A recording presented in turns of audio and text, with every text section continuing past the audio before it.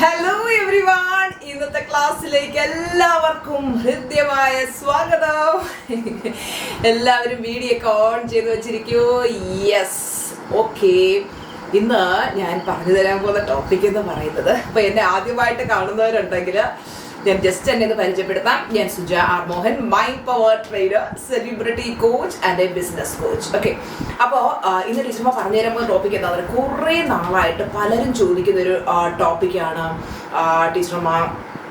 ഈ എന്താ പറയുക, ലോ ഓഫ് അട്രാക്ഷൻ എന്ന് പറയുന്നത് ദൈവവിശ്വാസത്തിനെതിരാണ്. പലർക്കും ഡൗട്ടാണ്.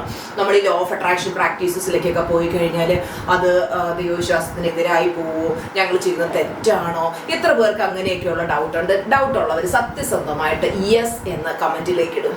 സത്യസന്ധമായിട്ട് പറയണം. ചിലപ്പോഴെങ്കിലുമൊക്കെ മനസ്സിൽ തോന്നിയിട്ടുണ്ട് ഇതൊക്കെ ശരിക്കും നമ്മുടെ ദൈവികതയ്ക്ക് എതിരാണോ, ദൈവവിശ്വാസത്തിനെതിരാണോ എന്നൊക്കെയുള്ളൊരു ഡൗട്ട് ഉണ്ടോ? ചിലർക്കെങ്കിലും ഒക്കെ ഉണ്ടല്ലേ. ഇതെനിക്ക് സ്ഥിരം വരുന്നൊരു ചോദ്യമാണ് കേട്ടോ. അപ്പോൾ എന്നോട് പലരും പറഞ്ഞിട്ട് ഒരു ഇതിനെക്കുറിച്ച് വ്യക്തമായിട്ട് ഞങ്ങൾക്കൊരു ക്ലാസ്സിൽ പറഞ്ഞു തരണം എന്നുള്ളത് കേട്ടോ.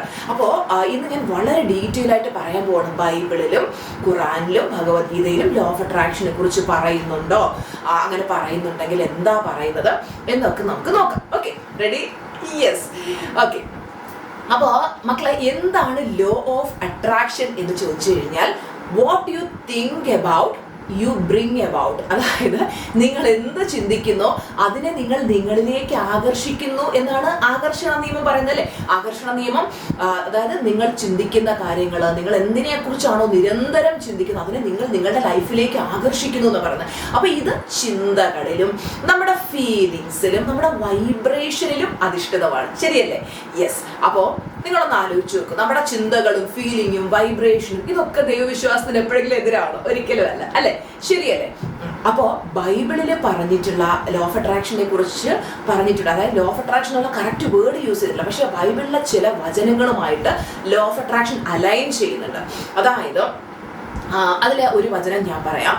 ആകയാൽ ഞാൻ നിങ്ങളോട് പറയുന്നു, നിങ്ങൾ പ്രാർത്ഥനയിൽ ചോദിക്കുന്നതെല്ലാം നിങ്ങൾക്ക് ലഭിച്ചു കഴിഞ്ഞു എന്ന് വിശ്വസിക്കുക, അത് നിങ്ങളുടേതായി തീരുക തന്നെ ചെയ്യും. ഇവിടെ നിങ്ങളൊന്ന് ആലോചിച്ച് നോക്കുക, ലോ ഓഫ് അട്രാക്ഷനിലെ സെയിം അല്ലേ.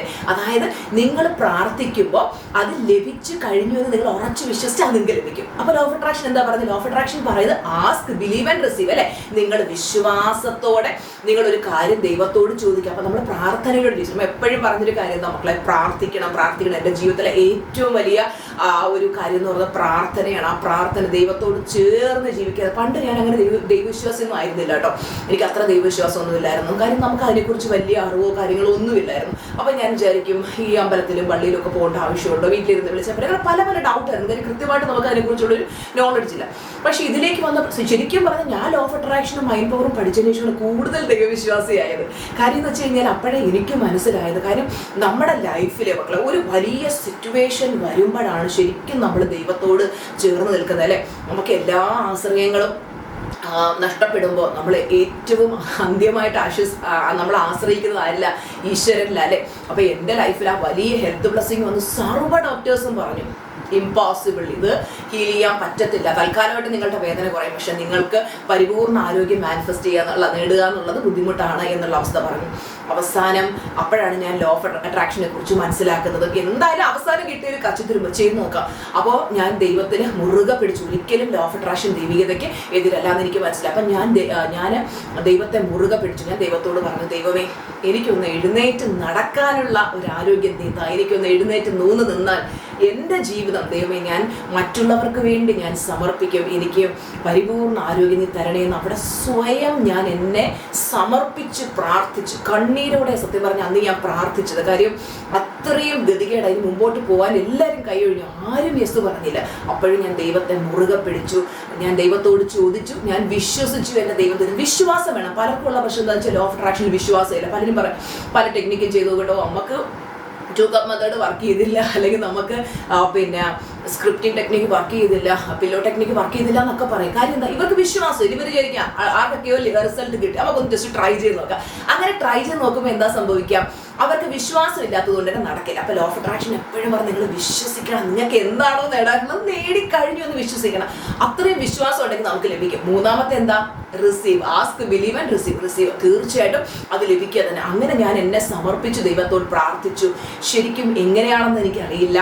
മൈൻഡ് പവറും ദൈവവിശ്വാസവും അതുപോലെ തന്നെ പിന്നെ ലോ ഓഫ് അട്രാക്ഷൻ ഒക്കെ യൂസ് ചെയ്ത് ശരിക്കും ഞാൻ ആ പരിപൂർണ്ണ ആരോഗ്യത്തെ മാനിഫെസ്റ്റ് ചെയ്യുന്നത്. അപ്പം നിങ്ങളൊന്ന് ആലോചിച്ച് നോക്കേ, നമുക്ക് ദൈവവിശ്വാസം എന്ന് പറയുന്നത് എത്രത്തോളം ഇമ്പോർട്ടൻ്റ് ആണ്. നിങ്ങൾ ഏതു മതത്തിൽ വിശ്വസിക്കുന്ന വ്യക്തിയാണെങ്കിൽ, ഞാൻ ഒരിക്കലും പറയുന്നില്ല നിങ്ങൾ പ്രപഞ്ചശക്തി എന്ന് പറഞ്ഞാൽ, ചിലർ എന്നോട് ചോദിക്കാറുണ്ട്, സുജ എന്തിനാ യൂണിവേഴ്സ് എന്ന് പറഞ്ഞ് പഠിപ്പിക്കുന്നത്, ദൈവം എന്ന് പറഞ്ഞൂടെ, അല്ലെങ്കിൽ ഈശ്വരൻ എന്ന് പറഞ്ഞൂടെ? മക്കളെ, നിങ്ങൾ ഏത് പേര് ചൊല്ലി വിളിച്ചു, ഞാൻ ഒരിക്കലും നിങ്ങളോട് യൂണിവേഴ്സ് എന്നുള്ള വാക്ക് പറയുന്നില്ല. എനിക്ക് നമ്മുടെ ക്ലാസ്സിൽ ഒരു കോമൺ ഗ്രൂപ്പാണ്, അവിടെ ഹിന്ദുസ് ഉണ്ട്, ക്രിസ്ത്യൻസ് ഉണ്ട്, മുസ്ലിംസ് ഉണ്ട്. അപ്പോൾ എനിക്ക് ഒരിക്കലും കോമൺ ആയിട്ട് എനിക്ക് അല്ലാഹുവെന്നോ അല്ലെങ്കിൽ പിന്നെ കൃഷ്ണാന്നോ എനിക്ക് ഈശോയെന്നോ മാതാവെന്നോ പറയാൻ പറ്റില്ല. അപ്പോൾ ഞാൻ കോമൺ ആയിട്ട് ഞാൻ യൂണിവേഴ്സ് എന്ന് പറയുന്നതേ ഉള്ളൂ. നിങ്ങൾ ഇഷ്ടമുള്ള ദൈവത്തിൽ വിശ്വസിച്ച് നിങ്ങൾ വിളിക്കുന്ന ദൈവം നിങ്ങൾ മനസ്സറിഞ്ഞ വിശ്വാസത്തോടെ വിളിച്ചു കഴിഞ്ഞാൽ, യേശു ക്രിസ്തു ബൈബിളിൽ പറയുന്നത് മുട്ടുവിൽ തുറക്കപ്പെടും. നിങ്ങൾ ഒരു പ്രാവശ്യം നിങ്ങൾ എൻ്റെ മനസ്സറിഞ്ഞൊന്ന് വിളിക്കും, നിങ്ങളുടെ ആ വിളിക്ക് കാതോർത്ത് നിൽക്കുകയാണ് യേശു. നിങ്ങളുടെ ദൈവം നിങ്ങളുടെ ഉള്ളിലേക്ക് വരാനും അവിടെ ഇരുന്ന് അത്ഭുതങ്ങൾ പ്രവർത്തിക്കാനും, ശരിക്കും അത്ഭുതങ്ങൾ പ്രവർത്തിക്കുക തന്നെ ചെയ്യും. അതുപോലെ തന്നെ ബൈബിളിൽ പറയുന്ന മറ്റൊരു വാക്യമാണ്, as a man thinketh in his heart so is he. അതായത് ഒരു മനുഷ്യൻ എന്താണോ അവനെക്കുറിച്ച് ചിന്തിക്കുന്നത് അവനത് ആയിത്തീരുമെന്ന്. അപ്പോൾ ലോ ഓഫ് അട്രാക്ഷൻ പറയുന്നതും അത് തന്നെയാണ്. Your thoughts create your reality. നിങ്ങളുടെ ചിന്തകളാണ് നിങ്ങളുടെ ലൈഫ് ക്രിയേറ്റ് ചെയ്യുന്നത്. സോ അതുകൊണ്ട് നിങ്ങളുടെ ചിന്തകളിൽ ശ്രദ്ധിക്കുക. നിങ്ങൾ എപ്പോഴും, അതായത് നിങ്ങൾ ഇതിൽ ബൈബിളിൽ പറയുന്നത് ഒരു മനുഷ്യൻ ചിന്തിക്കുന്നത് പോലെ അവനായിത്തീരുന്നു. അപ്പോൾ ലോ ഓഫ് അട്രാക്ഷൻ പറയുന്നത് എന്താ? Your thoughts create your reality എന്ന് പറഞ്ഞാൽ നിങ്ങളുടെ ചിന്തയാണ് നിങ്ങളുടെ ലൈഫ് ക്രിയേറ്റ് ചെയ്യുന്നത്. നിങ്ങൾ നല്ല പോസിറ്റീവായിട്ട് ചിന്തിച്ചാൽ നിങ്ങൾക്ക് പോസിറ്റീവ് റിസൾട്ട് കിട്ടും. അതല്ല നിങ്ങൾ മോശം ചിന്തകളാണ് ചിന്തിക്കുന്നതെങ്കിൽ തീർച്ചയായിട്ടും നമ്മൾ എന്താണോ വിതയ്ക്കുന്നത് അതേ കൊയ്യുമെന്ന് പറയില്ലേ. ആവശ്യമില്ലാത്ത നെഗറ്റീവ് ചിന്ത മൊത്തം ചിന്തിച്ച് കൂട്ടി ഓവർ തിങ്കിങ്ങിലേക്കും ഓരോ വിഷമത്തിലേക്കും പോയിട്ട് പിന്നെ എന്നിട്ട് നമ്മൾ പല പ്രാക്ടീസും ചെയ്ത് നോക്കി നമുക്ക് കിട്ടത്തില്ല. പക്ഷെ നമ്മളുണ്ടല്ലോ നല്ല ഹൈ പോസിറ്റിവിറ്റിയിലിരുന്ന് നമ്മുടെ ചിന്തകളൊക്കെ പോസിറ്റീവ്, നമ്മുടെ വൈബ്രേഷൻ ഹൈ ആണെന്നുണ്ടെങ്കിൽ നമ്മൾ ജസ്റ്റ് ചിന്തിച്ച് വിടുന്ന കാര്യങ്ങൾ പോലും നമുക്ക് നടന്നു കിട്ടും. ഇസ്മ പറഞ്ഞിട്ടില്ല ഓരോ സക്സസ് സ്റ്റോറീസ് ആണ്. അപ്പോൾ ഹൈ വൈബ്രേഷനാണ് നമ്മൾ മെയിൻറ്റെയിൻ ചെയ്യേണ്ടത്. അതുപോലെ തന്നെ ജീസസ് ക്രൈസ്റ്റ് നമ്മളെ പഠിപ്പിച്ചത് വിശ്വാസത്തെക്കുറിച്ചും പോസിറ്റീവായിട്ടുള്ള എക്സ്പെക്റ്റേഷനെ കുറിച്ചുമാണ്. അപ്പോൾ ലോ ഓഫ് അട്രാക്ഷൻ പറയുന്നത് അത് തന്നെയല്ലേ? യെസ്. ഇനി ഖുറാനിൽ നിന്നുള്ള കാര്യങ്ങൾ ഇസ്മ പറഞ്ഞുതരാം. ഖുറാനിൽ പറയുന്നത് ഇസ്ലാമിൽ ദുവ അല്ലെങ്കിൽ prayer is a form of manifesting too. അതൊരു മാനിഫെസ്റ്റേഷൻ തന്നെയാണ്. അതായത് അതിൽ പറയുന്നൊരു വാക്കുണ്ട്, call upon me I will respond to you. നീ എന്നെ വിളിച്ചു കഴിഞ്ഞാൽ തീർച്ചയായിട്ടും നിന്റെ വിളി ഞാൻ കേൾക്കുമെന്നാണ്, അല്ലേ? അതായത് when you ask you shawl receive. നീ ചോദിക്കുന്നത് എന്തും നിനക്ക് ലഭിക്കും. പരമകാരുണ്യവാനായ അള്ളാഹുവിൻ്റെ അനുഗ്രഹം എപ്പോഴും നമ്മുടെ കൂടെ ഉണ്ട്. നിങ്ങൾ എന്ത് വിശ്വാസത്തോടെ എൻ്റെ അള്ളാഹുവേ എന്ന് വിളിച്ച് നിങ്ങൾ പ്രാർത്ഥിച്ച് കഴിഞ്ഞാൽ നിങ്ങൾക്കത് നടന്നിരിക്കും മക്കൾ. അപ്പോൾ പലരും പറഞ്ഞു ഞാൻ എന്തെല്ലാം ചോദിച്ചിട്ടുണ്ട് എനിക്ക് നടന്നില്ലല്ലോ ടീച്ചർ. മക്കളെ, നിങ്ങൾ ആത്മാർത്ഥമായിട്ടാണ് വിളിക്കുന്നത്. എൻ്റെ ജീവിതത്തിലെ ഏറ്റവും വഴിമുട്ടി നിന്ന സമയത്ത് ഞാൻ ദൈവത്തിൻ്റെ കാലിൽ പൂണ്ടടക്കം കെട്ടിപ്പിടിച്ച് കരഞ്ഞ് നിലവിളിച്ച് ഞാൻ അപേക്ഷിച്ചു, ദൈവമേ എന്നെ കൈവിടൽ, എനിക്കിനി ആരുമില്ല, എൻ്റെ ദൈവം മാത്രമേ ഉള്ളൂ. അങ്ങനെ അന്ന് ഞാൻ ആ പ്രാർത്ഥിച്ച പ്രാർത്ഥന ഞാൻ ഓർക്കും. സ്വർഗത്തിലിരുന്ന ദൈവം കേട്ടതുകൊണ്ടാണ് ഇന്ന് ആ ഒരു ഉയർച്ച ജീവിതത്തിൽ തന്നത്. അപ്പോൾ എൻ്റെ മക്കളെല്ലാവരും എന്ത് ചെയ്യുക, നിങ്ങളിപ്പോൾ ഏത് അവസ്ഥയിലൂടെയാണ് കടന്നപ്പോൾ, നിങ്ങൾ വളരെ നല്ല അവസ്ഥയാണെങ്കിലും മോശം അവസ്ഥയാണെങ്കിലും എന്ത് ചെയ്യുക, സറണ്ടർ ചെയ്യുക. Surrender to your God. നിങ്ങൾ വിശ്വസിക്കുന്ന ദൈവത്തിൽ അങ്ങ് സറണ്ടർ ചെയ്യുക മക്കളെ. സറണ്ടർ ചെയ്തിട്ട് ദൈവത്തോട് പറയുക, ഞാൻ അറിഞ്ഞോ അറിയാതെയൊക്കെ ഒരുപാട് തെറ്റുകൾ ചെയ്തു പോയിട്ടുണ്ട് ദൈവമേ. എനിക്ക് അന്ന് അറിയില്ലായിരുന്നു, അവനൊന്നും ചെയ്യാൻ പാടില്ല, പറയാൻ പാടില്ല, ഞാൻ പലരെയും വേദനിപ്പിച്ചിട്ടുണ്ട്, പലർക്കും കണ്ണീരിനിടയായിട്ടുണ്ട്, ഞാൻ ചെയ്തതൊക്കെ തെറ്റാണെന്ന് ഞാൻ മനസ്സിലാക്കുന്നു, എന്നോട് പൊറുക്കണമേ.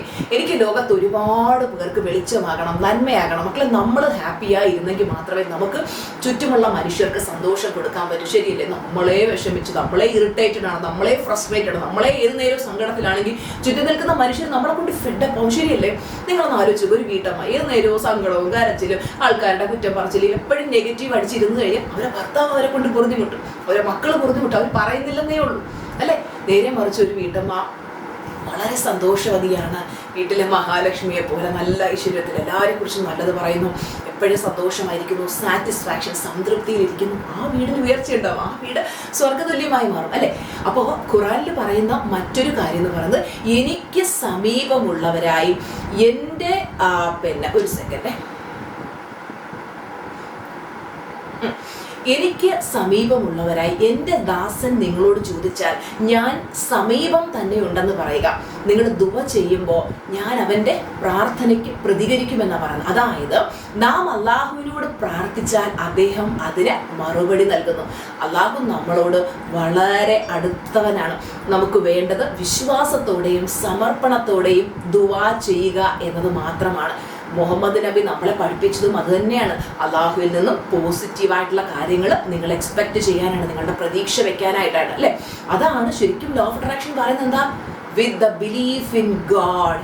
നിങ്ങൾക്ക് ദൈവവിശ്വാസം ഉണ്ടെങ്കിൽ, നിങ്ങൾ ദൈവത്തെ അടിയുറച്ച് വിശ്വസിക്കും, നിങ്ങളുടെ പ്രവർത്തികൾ നന്മയിൽ അധിഷ്ഠിതമാണ്. ടീച്ചർ എപ്പോഴും പറയുന്ന കാര്യമാണ്, മക്കളെ നമ്മുടെ മനസ്സ് ശുദ്ധമായിരിക്കണം. കള്ളവും കാപട്യവും വഞ്ചനയും ചതി, ഒരാൾക്ക് ദോഷം വരണമെന്നുള്ള ചിന്തയും ഇതെല്ലാം നമ്മളെ നശിപ്പിക്കും. എപ്പോഴും നമ്മൾ നല്ല സത്യസന്ധരായിരിക്കുക, നന്മയിൽ ഉള്ളവരായിരിക്കുക. ആളുകളുടെ സക്സസ് കാണുമ്പോൾ എനിക്കത് കിട്ടിയില്ല, ഇങ്ങനെയുള്ള അസൂയ, ഇതെല്ലാം നെഗറ്റീവാണ്. ഇതെല്ലാം മാറ്റി ദൈവത്തിൻ്റെ മനസ്സ് പോലെ മക്കളെ നമ്മൾ ശുദ്ധതയുള്ള മനസ്സുള്ളവരാകുമ്പോഴല്ലോ ദൈവം നമ്മളെ അനുഗ്രഹിക്കും, നമുക്ക് ഉയർച്ച എന്നും ഉണ്ടാവുള്ളൂ. ഞാനൊരു എക്സാമ്പിൾ പറഞ്ഞുതരാം. ഫാത്തിമ എന്ന് പറയുന്ന ഒരു ലേഡിയുടെ സ്റ്റോറി. അപ്പോൾ ഈ ഫാത്തിമയ്ക്ക് പെട്ടെന്നൊരു സുപ്രഭാതത്തിൽ ഇവരുടെ ഭർത്താവ് നഷ്ടപ്പെടുക, ഭർത്താവ് മരണപ്പെട്ടു പോകുക, 2 പറക്കാൻ പറ്റാത്ത കുഞ്ഞുങ്ങൾ. അപ്പോൾ ഇവർക്ക് ഭർത്താവ് ഉണ്ടായിരുന്ന സമയത്ത് വരുത്തി വെച്ച കുറേയധികം കടങ്ങളുണ്ട്. ഇവർക്ക് നിത്യവൃത്തി കഴിയാനായിട്ട് ഇവർ ഭയങ്കരമായിട്ട് ബുദ്ധിമുട്ടിക്കൊണ്ടിരിക്കുക. അപ്പോൾ ഇവർ എല്ലാ ദിവസവും എന്തെന്നറിയാമോ, അള്ളാഹുവിനോട് പ്രാർത്ഥിക്കുന്ന ഇന്ന് എങ്ങനെയാണെന്നറിയാമോ, അവരൊരിക്കലും അള്ളാഹുവേ എനിക്ക് എന്തിനിങ്ങനെ ജീവിതത്തിൽ ഇങ്ങനെ ഒരു തകർച്ച തന്നു, എനിക്കിങ്ങനെ ആർക്കും വരാത്ത സാഹചര്യം എന്തുകൊണ്ട് വന്നു എന്നൊന്നും അവർ പറഞ്ഞില്ല. അവർ അള്ളാഹുവിനോട് പറഞ്ഞത് മുഴുവൻ, അള്ളാഹുവേ ഞാൻ അവിടുത്തെ കരത്തിൽ എന്നെ സമർപ്പിച്ച് ഞാൻ പ്രാർത്ഥിക്കുകയാണ്, എന്നെ നീ കാത്തോണമേ. എങ്ങനെയാണെന്നറിയില്ല, എൻ്റെ ലൈഫിൽ ഒരു അത്ഭുതം പ്രവർത്തിച്ച് എനിക്ക് എൻ്റെ കുഞ്ഞുങ്ങളെ വിശപ്പടക്കണം, എനിക്ക് അവർക്ക് നല്ല വിദ്യാഭ്യാസം കൊടുക്കണം, എനിക്ക് കടബാധ്യത എല്ലാം തീർക്കണം, അതിനുള്ളൊരു വഴി നീ എനിക്ക് തെളിച്ചു തരുമെന്ന് എനിക്ക് ഉറപ്പുണ്ട് അല്ലാഹുവേ എന്ന് മനസ്സറിഞ്ഞ് അവർ പ്രാർത്ഥിച്ചു. എല്ലാ ദിവസവും ഈ പ്രാർത്ഥന ചെയ്തുകൊണ്ടേയിരുന്നു. അങ്ങനെ മാസങ്ങൾ കടന്നു. ഇപ്പോൾ ഇവരുടെ വീട്ടിൽ പച്ചക്കറി വിൽക്കാനായിട്ട് വരുന്നൊരു ലേഡിയുണ്ട്. ആ ലേഡി ഒരു ദിവസം വീട്ടിൽ വരുമ്പോൾ അവരോട് ഫാത്തിമ ഇവരുടെ ജീവിതത്തിലെ സാഹചര്യങ്ങളൊക്കെ പറയണം, എനിക്ക് എൻ്റെ അവസ്ഥ ഇങ്ങനെയാണ്. അപ്പോൾ അവർ പറഞ്ഞു, നിങ്ങൾ വിഷമിക്കേണ്ട, നമുക്ക് ഇവിടെ അടുത്തൊരു കോപ്പറേറ്റീവ് സൊസൈറ്റി ഉണ്ട്, അവിടെ നിന്ന് ലോൺ കൊടുക്കുന്നുണ്ട്, നമുക്ക് ലോൺ എടുത്ത് എന്തെങ്കിലും ഒരു ബിസിനസ് സ്റ്റാർട്ട് ചെയ്യാം. അങ്ങനെ അവർ പ്ലാൻ ചെയ്ത് ഈ സ്നാക്സിൻ്റെ ബിസിനസ് സ്റ്റാർട്ടിംഗ് ആണ് വീട്ടിലിരുന്നുകൊണ്ട്. അപ്പോൾ ഫാത്തിമയുടെ ആ ഒരു കുഞ്ഞടുക്കള, ഒരു ക്ലൗഡ് കിച്ചൺ പോലെ സ്നാക്സ് ഒക്കെ ഉണ്ടാക്കുന്ന ഒരു സ്ഥലമായി മാറി. അങ്ങനെ അവിടെ നിന്ന് അവർ കച്ചവടം ആരംഭിച്ചു, സ്നാക്സിൻ്റെ ബിസിനസ്സൊക്കെ ആരംഭിച്ചു. അവരുടെ മക്കൾക്ക് നല്ല വിദ്യാഭ്യാസം കൊടുക്കാൻ പറ്റി, അവരുടെ കടബാധ്യതയെല്ലാം തീർന്നു. ഇന്ന് നല്ല രീതിയിൽ സക്സസ്ഫുള്ളായിട്ട് അവർ ഫിനാൻഷ്യൽ ഫ്രീഡത്തിൽ ജീവിച്ചു കൊണ്ടിരിക്കുന്നു. ഈ കഥയിൽ നമ്മൾ എന്താ മനസ്സിലാക്കേണ്ടത്? തകർച്ചയുടെ സമയത്ത് ദൈവമേ നീ എനിക്ക് എന്തിങ്ങനെ ഒരു അവസ്ഥ വരുത്തി, ഞാൻ നിന്നെ എത്ര വിളിച്ചു, ഞാൻ നിനക്ക് എല്ലാ കാര്യങ്ങളും ഞാൻ നിന്നിൽ സമർപ്പിച്ച് ജീവിച്ചു, അല്ലെങ്കിൽ ഞാൻ പോസിറ്റീവായിട്ടാണ് ജീവിച്ചു, ഞാൻ എപ്പോഴും നല്ലത് ചിന്തിച്ചു, എന്നിട്ടും എനിക്ക് എന്തിനിങ്ങനെ ഒരു ദുർഗതി വരുത്തി എന്ന് പറഞ്ഞ് ദൈവത്തെ ബ്ലെയിം ചെയ്യുകയല്ല ഫാത്തിമ ചെയ്തത്. അവർ വിശ്വാസത്തോടെ ഇരുന്നു, എൻ്റെ അള്ളാഹു എൻ്റെ കൂടെയുണ്ട്, ആരൊക്കെ എന്നെ കൈവിട്ടാലും എൻ്റെ പടച്ച തമ്പുരാൻ എന്നെ കൈവിടില്ല എന്നുള്ള ആ ഒരു വിശ്വാസത്തിലിരുന്ന് എൻ്റെ മക്കളെ അവരുടെ ലൈഫിൽ അത്ഭുതം സംഭവിച്ചു.